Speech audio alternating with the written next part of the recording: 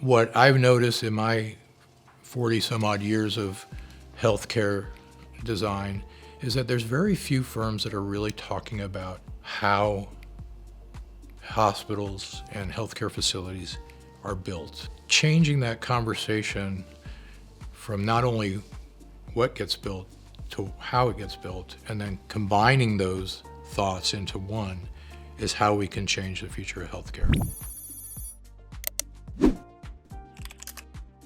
My name is Paul Sabal, and I am the Principal and Healthcare Practice Leader at ACHA. My role typically entails thought leadership for the healthcare practice, and a combination of that and business development. So it's really understanding, thinking ahead, looking forward about what's going on in the industry, what the future of healthcare looks like, not only the future of healthcare design, but the future of healthcare delivery, and bringing those ideas and best practices back to HFA and infusing that through our work teams. So the de-risk design process really differs from design build or integrated project delivery in one key way. It really looks at removing the contractor from the design process instead of engaging the contractor during the design process. So it's almost 180 degrees from the design build model. What we found over the last decade, our industry is very broken.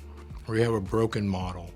In the 1800s, the design world, design and engineering, dislocated from the construction industry. And we have now these silos of architecture and engineering and this silo of construction. And you have architecture and engineering that are developing design intent, which is the what gets built, and the contractor really focused on how it gets built. There's a disconnect there, and what de-risking design intends to do is to take the ideas from the construction world, the ideas of the how, and infuse that into the what. We're bringing craft knowledge from the industry, pipe fitters, mechanical engineers, electricians, steel workers. We're bringing those hands-on craft knowledge back into design to inform the design process. So what we end up designing is exactly what gets built.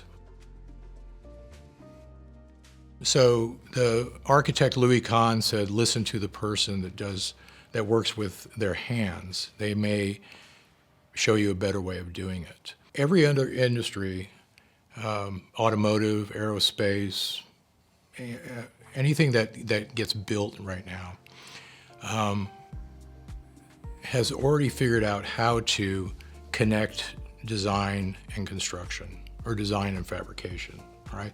The construction industry has never really figured out how to do something like that. And part of it is because the processes are so entrenched across the system. Those entrenched processes equals a lot of dollars for everyone who's involved in design, engineering, and construction. We realized a long time ago that there was a lot of waste in the project work stream. There was a lot of duplication, there was a lot of rework, and that had a lot to do with these entrenched silos of design, engineering, and construction. And so what we looked at is, how can we leverage available technologies to find that waste, reduce the duplication of efforts, bring transparency into the process, and find those savings in time and in money, and improve quality also, and for the benefit of our healthcare clients. We realized a long time ago that one source of truth for the entire project creates transparency, creates trust between all the design and construction partners, allows the client to understand that the design intent is being implemented throughout the project. And we're really designing with the end in mind. By tearing down those fences that we're throwing the model over and just having one source of truth throughout the project, we have an opportunity of gaining a lot of savings in time and in quality, or improved quality, and also in cost savings for the client. So we have those capabilities with the technology that we have now to bring forward designs that are ready to be fabricated. So that allows the contractor then to buy out those subcontractors earlier in the process. And it allows for shortened fabrication timeframes, which allow for the entire project to be shortened. Also, that higher levels of accuracy, and that's really what we're talking about. We're talking about hyper-accurate modeling. With advent of Revit back in 2006, Revit always hinted at that possibility, but we were using it as we're still using it as a digital analog, to hand drafting in 2006. We weren't really thinking about the capabilities. About 2012, we really started realizing that this is a whole different paradigm in how projects get represented. And and then we realized, well, we have the capability of creating extremely accurate models. And so now we have to change the mindset that's been in place since the 1800s that we only have to produce so much information. So instead, let's learn from the crafts. What information can they help us with? And to ensure that what we design actually can go right into fabrication and can actually be put in place with the least amount of uncertainty and the least amount of error and the least amount of requests for information and change orders, etc. So schedules are improved, costs are reduced, and quality is improved significantly. Healthcare operates on very thin margins, and project life cycles are very long, so that there's a lot of escalation in cost throughout the life cycle of a healthcare project. Coming out of COVID, healthcare construction experienced almost a 35% escalation in costs. And then after COVID, there were new regulations around emergency and pandemic response, which added additional escalation in those costs. And then there were obviously new technologies coming out all the time, new technologies, new regulations. So we're talking almost a 50% increase in healthcare construction costs post-pandemic. On top of that, the industry, the healthcare industry specifically, and construction industry, are continuing to experience stresses in supply chain.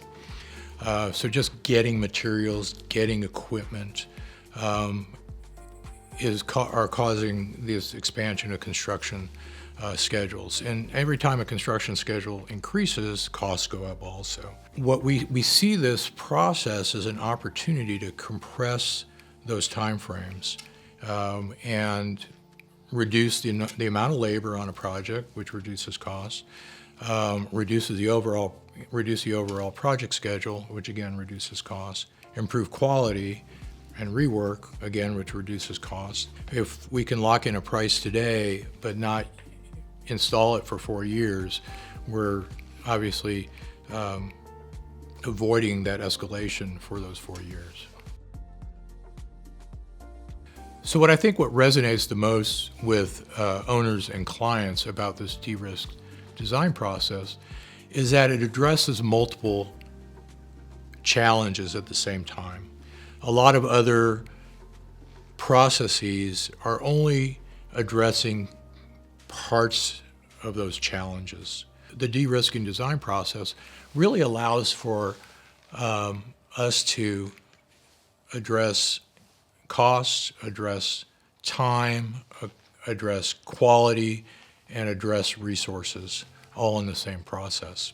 And then at the same time, if an owner and the construction team really wants to optimize prefabrication or modular construction, this process is pretty agnostic around that. This process can be utilized with conventional construction. Because of the hyper accuracy of the product, it lends itself well to high levels of prefabrication, almost 80% prefabrication opportunities with de-risk design. Anytime you're taking the work out of the field and you're putting it into a controlled environment where the trades are working together, they're not on ladders, they're not, they don't have to take out hot work permits, et cetera, like that. When they're all working together and they're working, eye level on something, again, we're de-risking. So now you're talking about huge opportunities to lower insurance risk for the contractor and for the owner. All that quality goes up. And then it gives that opportunity for more and more of the components of a building to be prefabricated. We like to say that question marks equal dollars, right? We're taking away the question marks out of the process. So we're taking out dollars out of the process. Subcontractors typically will put in a certain amount of contingency, and that'll be for fittings, and it'll be for hangers, and it'll be for, kind of these miscellaneous small materials. Our models build all those materials into the information that we provide to the subcontractors. And we provide them with part lists that are highly accurate, that takes into account everything that they need in order to produce a complete assembly.